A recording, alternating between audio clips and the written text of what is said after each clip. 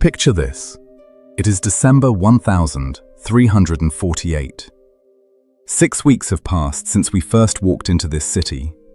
The apprentice on Cheapside is still at his warping board, but Thomas Blackwell, his master, died 11 days ago. The monk at Westminster Abbey has empty choir stalls where 13 of his brothers used to stand. The silk woman on Soper Lane has closed her workshop for the first time in 6 years because 2 of her 3 workers are dead, and her supply chain from Genoa has not recovered, and she does not know when it will. The gravedigger at East Smithfield has stopped counting how many people he has buried. He stopped counting at 200. The alderman of Vintry Ward is still showing up to Guildhall, but there are now 8 empty chairs where aldermen used to sit. The physician near Cripplegate has lost 6 more patients since the day we followed him. Thomas, the young draper's assistant, early presentation, reasonable chance, is in the recovered column. This is day 7 of our week in medieval London, but today is different. Today we don't follow one person. Today we look at the whole city. Because the thing about catastrophe, the thing that the chronicles and the statistics and the excavation reports all describe, but somehow fail to convey, is that it doesn't happen to abstractions. It happens to specific people, in specific rooms, on specific streets, one day at a time. We've spent 6 days inside 6 of those rooms. Today, we step outside all of them and try to see what the city that contained them actually looked like, 6 weeks in. Using AI trained on medieval chronicles, demographic records, and the archaeological evidence of the Black Death in London, this is the series finale. A week in medieval London, 1348. What happened, what it cost, what it changed. This is day 7, and today you are a survivor. Let's step back one last time. Walk through London on a December morning 6 weeks after the plague arrived, and what you notice first is the sound. Or rather, the reduction of it. London is never quiet.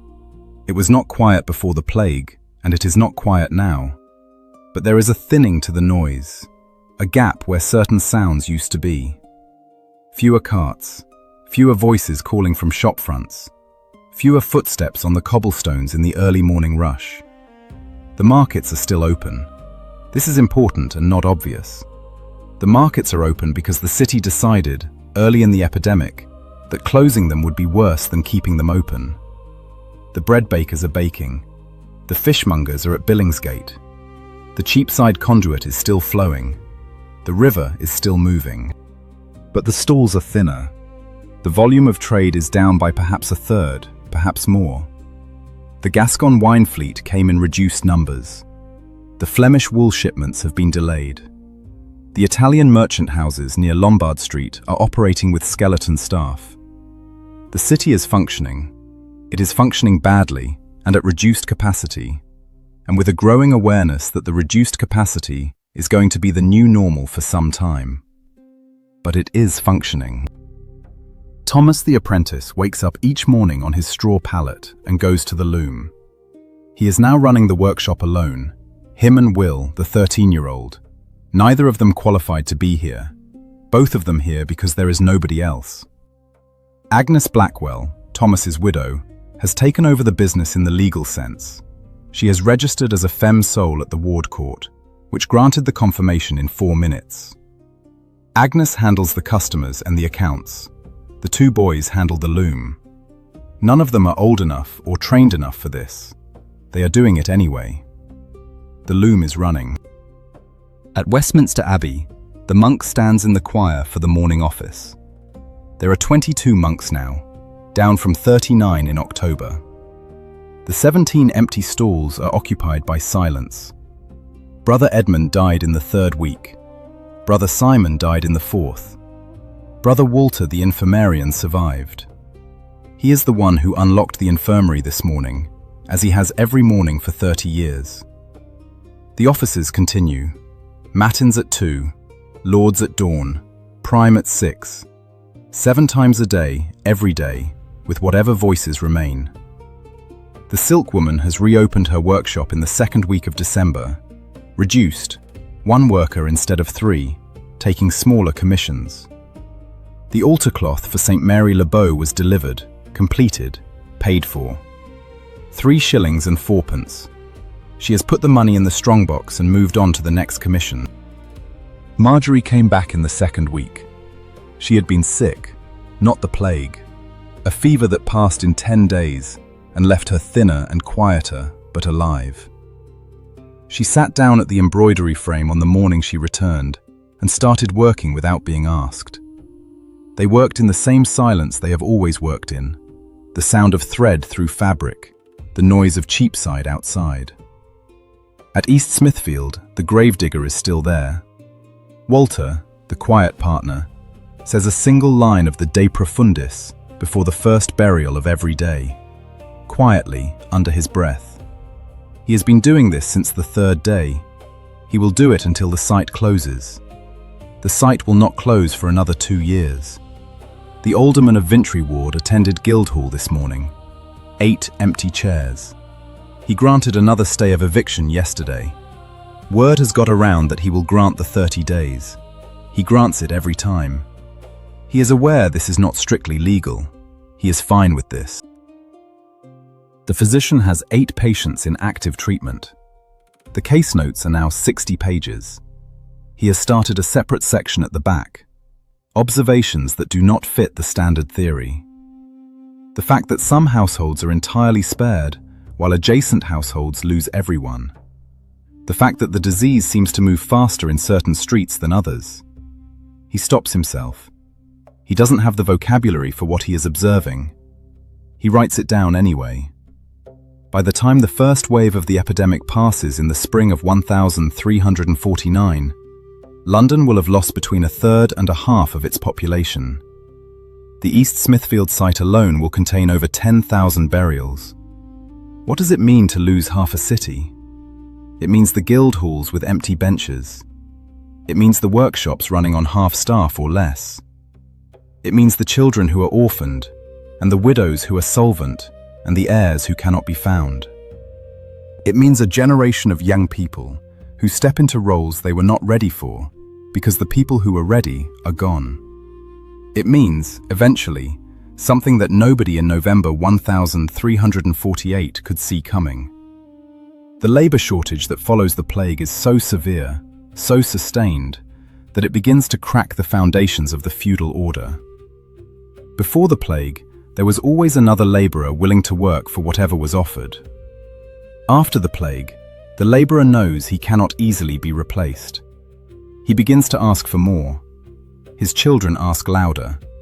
And their children are there, 50 years later, at the Peasants' Revolt of 1381, demanding the end of serfdom. The Black Death does not cause the end of feudalism, but it breaks something open.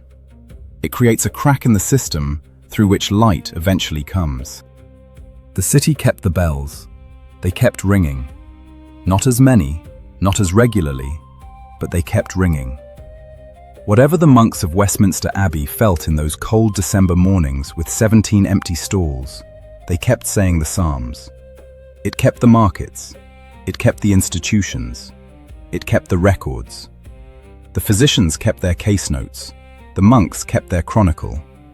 The silk women kept their account ledgers. The recording clerk at East Smithfield kept his tally. John of Reading kept writing. He wrote it down. That is not nothing. London is still here. The city that lost half its population in 1348 and 1349, that buried its dead in long rows at East Smithfield, that watched its guild halls empty and its bells grow thin. That city is still here. It rebuilt, not once but many times. Through the plague's return in 1361, through the Great Fire of 1666, through the Blitz, through all the things that cities survive when they have decided, collectively and without much discussion, to keep functioning. The rows at East Smithfield are still there. Under the streets, in the archaeology that runs below the living city like a second city made of bone and memory. The archaeologists found the east-west alignment, the folded hands, the shrouds where shrouds were possible. The care was documented. It is part of the record now. That was a week in medieval London, November 1348. Not the jousting, not the heraldry, not the kings and the great cathedrals, the apprentice on the straw pallet, the monk in the cold dormitory, the silk woman with her ledger, the man in the lean-to shelter who lays the dead in rows, the alderman who keeps showing up, the physician who keeps writing it down. A city is not its buildings, not its institutions, not its rules and its markets and its guild halls. A city is the sum of the decisions made every morning by the people who live in it. The decision to open the workshop, say the psalm, write the case note, check the bread weight, keep the records, do the work while you can. London made those decisions in November 1348. It made them in December. It made them in January and February and March, as the bells kept ringing and the markets kept thinning and the rows at East Smithfield kept extending east. And the city survived. Not unscathed, not unchanged, not the same, but it survived. That is what cities do, when the people in them decide to keep showing up. Thanks for watching Time Warp Cities, a full week in medieval London. 7 days, 7 lives, 1 city. If you've made it all the way to day 7, you've spent about an hour and a half inside 1348 London. Drop a comment and tell us which day stayed with you the longest. Was it the apprentice watching the cart go past? The monk with the empty choir stalls? The gravedigger and the blue blanket? The alderman and the weaver who didn't pay his rent? We'd love to know. Hit subscribe for our next series. We'll see you in the past.